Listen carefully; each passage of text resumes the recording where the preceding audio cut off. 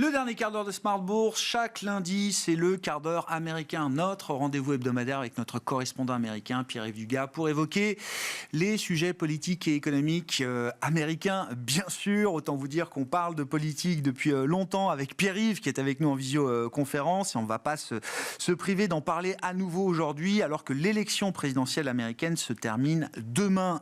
Pierre-Yves, laissons, j'allais dire, Kamala Harris et Donald Trump d'un côté, pour s'intéresser à la bataille du Sénat, qui sera quand même une bataille importante pour comprendre les marges de manœuvre, notamment de la future administration. C'est une bataille très importante qui est, je dirais, presque aussi importante que la bataille présidentielle, parce que si Kamala Harris est élue face à un Sénat qui est républicain avec une forte marge, elle ne pourra pratiquement rien faire. Donc, même dans le cas du scénario d'élection de Kamala Harris, compte tenu de la situation du nombre de démocrates qui doivent se représenter, petit rappel de chiffres, il y a 50 États aux États-Unis, il y a 2 sénateurs par État. Le Sénat est renouvelé par tiers tous les 2 ans. Le mandat d'un sénateur est donc de 6 ans, 34 postes à pourvoir. Seulement 11 correspondent à des sièges occupés par des républicains et il y a un certain nombre de postes qui sont ouverts. Donc il va être extrêmement difficile pour les démocrates, compte tenu de leur très faible majorité de 2 voix seulement, de conserver la majorité dans la Chambre haute. Les républicains espèrent grappiller facilement un siège en Virginie occidentale, facilement un autre siège dans le Montana et compte bien n'en perdre aucun, encore que, depuis une quinzaine de jours, on s'aperçoit que le siège républicain de sénateur dans le Nebraska et même au Texas n'est plus aussi safe qu'on ne pouvait l'anticiper. Dans ce contexte, si jamais les démocrates parvenaient à conserver, voire à élargir leur majorité, ça serait une énorme surprise au Sénat, mais la bascule politique serait considérable. Ils pourraient d'abord changer cette règle fondamentale qui correspond au règlement intérieur du Sénat, qui est la fameuse règle des 60 sur 100, le filibuster rule, qui permet en fait à 40 sénateurs de bloquer un débat et de bloquer la mise au vote d'un projet de loi. Et il est explicitement dans le programme démocrate avancé que cette règle doit sauter au moins pour un certain nombre de sujets qui sont jugés prioritaires par les démocrates et par Kamala Harris, qui a été en tant que vice-présidente présidente du Sénat et qui a été sénatrice pendant 2 ans de Californie, lever la règle des 60 pour voter une loi fédérale qui garantit de manière explicite et probablement bien plus détaillée le droit à l'avortement, peut-être faire rentrer aussi comme nouveaux États à part entière dans l'Union des États-Unis Porto Rico et la ville de Washington, le District of Columbia, ce qui garantirait 4 sièges supplémentaires pour les démocrates dans un Sénat élargi, et d'autres réformes fondamentales qui seront très mal vues par les conservateurs, qui seraient de diluer la domination actuelle de la Cour suprême avec des juges conservateurs en augmentant le nombre de juges qui siègent à la Cour suprême. Rien que sur ces 3-4 points, le système politique américain pourrait basculer durablement. Donc l'enjeu du Sénat est absolument crucial, quelle que soit la personne qui sera élue à la Maison-Blanche le 20 janvier. Intéressant, hein. Effectivement, hein, que faire du Sénat si c'est une victoire démocrate, et avant cela, côté républicain, comment sécuriser, voire élargir une majorité possible au Sénat. Du côté des États clés, Pierre-Yves, on avait déjà eu cette discussion avec vous. Il y a swing state et swing state. Tous les États clés ne se valent pas. Vous nous parlez du Michigan aujourd'hui. Alors, vous dites un État pivot qui ne devrait pas l'être. C'est vrai que j'ai regardé un petit peu l'historique de vote à la présidentielle du Michigan. Je voyais qu'entre de l'élection de Clinton en 92 jusqu'à la réélection d'Obama en 2012, si je ne dis pas de bêtises, c'est un État qui a toujours voté démocrate à la présidentielle pendant 6 élections consécutives. Et à partir de 2016, ça s'est un peu déréglé. Ça fait une génération que le Michigan vote pour le candidat démocrate à la présidentielle. Ça fait 30 ans qu'un républicain n'a pas gagné dans une sénatoriale dans le Michigan.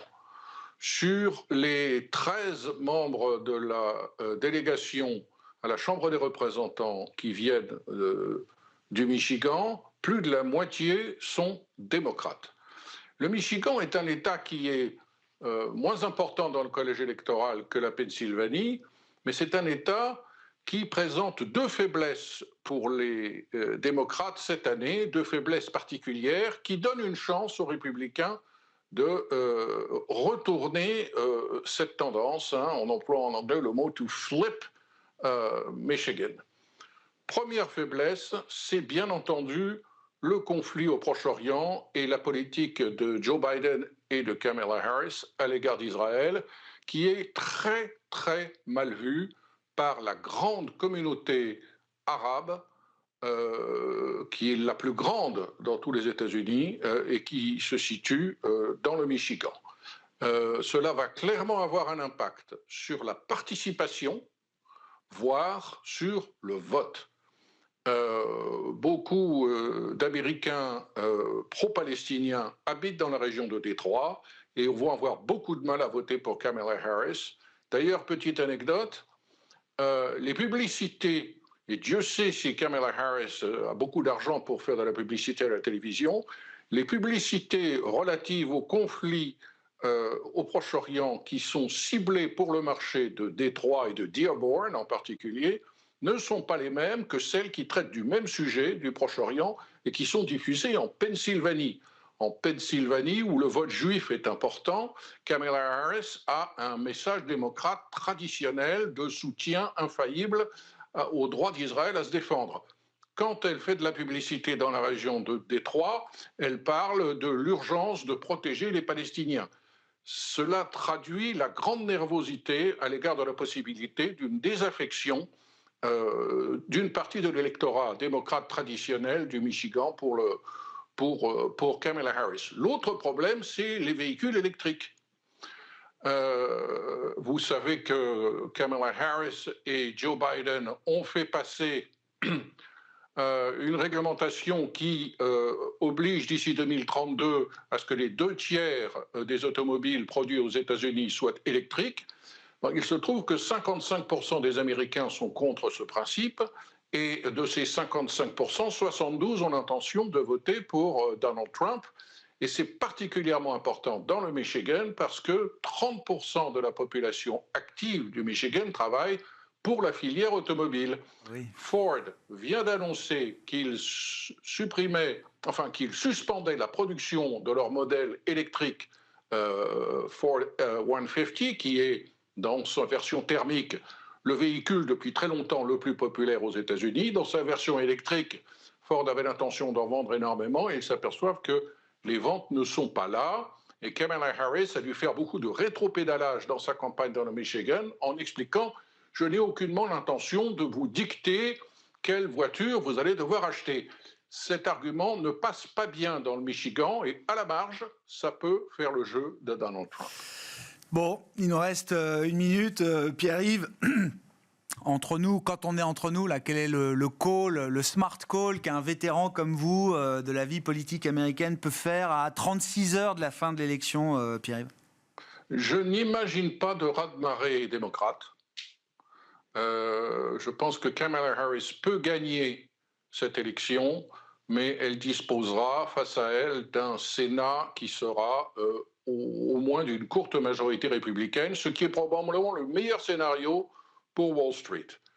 Mais il est possible qu'une fois de plus, les sondeurs se trompent, estiment mal cette proportion d'Américains qui ne votent jamais, mais qui, tous les 4 ans, sont prêts à aller voter pour Donald Trump. Dans ce cas-là, le raz-de-marée rouge n'est pas à exclure. C'est ça. Le seul s'il y a raz-de-marée, c'est forcément rouge. De mon point de vue, et effaçons immédiatement ces propos si jamais je me trompe, de mon point de vue, s'il y a raz-de-marée, il sera rouge. Ouais. Je ne prédis pas un raz-de-marée rouge, mais s'il y a raz-de-marée, il sera rouge, je ne peux pas l'imaginer bleu. Mais la probabilité d'une victoire très large, elle est plus pour Trump. S'il devait y avoir une victoire de Harris, ce serait plutôt probablement une victoire étriquée. C'est ça, Pierre? Je mangerai mon chapeau si je me trompe. On s'arrête là alors. Merci beaucoup Pierre. On vous retrouvera jeudi aussi un quart d'heure américain spécial. On a droit à 2 doses de quart d'heure américain cette semaine. Vous serez avec nous jeudi dans l'émission 17h45. Et puis bien sûr pour tous ceux qui vous suivent ou en replay ou en podcast, en replay à retrouver sur bismart.fr. Merci beaucoup Pierre-Yves. Pierre-Yves Dugas, notre correspondant américain avec nous en cette semaine d'élection présidentielle aux États-Unis. Voilà pour Smart Bourse ce soir. Retour de l'émission demain à 17h en direct sur Bismart for Change.